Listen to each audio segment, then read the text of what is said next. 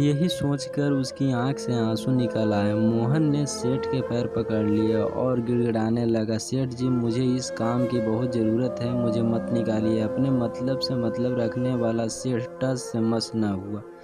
उसने खरी खोटी सुनाकर मोहन को वहाँ से चलता कर दिया और मन ही मन 2 महीनों की तनख्वाह बचने से खुश होने लगा। अगले दिन जब सेठ सवेरे उठा और अपने आंगन में देखा तो उसने देखा कि मोहन उसके आंगन में बैठा है। सेठ ने उसको पास बुलाकर पूछा कि क्या हुआ, तुम क्यों यहाँ पर बैठे हो?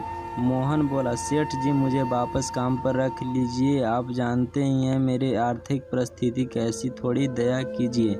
लेकिन सेठ ने उसकी एक न सुनी और फिर एक बार उसको बुरा भला कहकर वहाँ से जाने के लिए कहा। बेचारा मोहन अपना सिर नीचे झुका के वहाँ से चला गया। अगले दिन फिर यही घटना दोहराई गई। मोहन फिर सेठ के आंगन में बैठा था। सेठ ने फिर उसको वहाँ से जाने के लिए कहा। यही घटना अगले कई दिनों तक चलती रही। अब तो मोहन सेठ के हकालने पर भी वहाँ से नहीं जाता था और वहीं पर बैठा रहता था।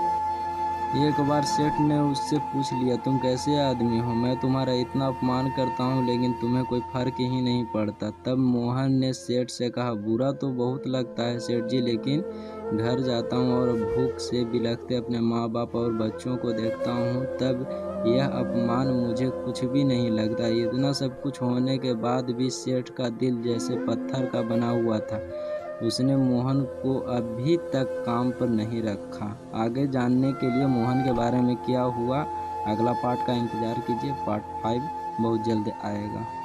तब तक के लिए बाय।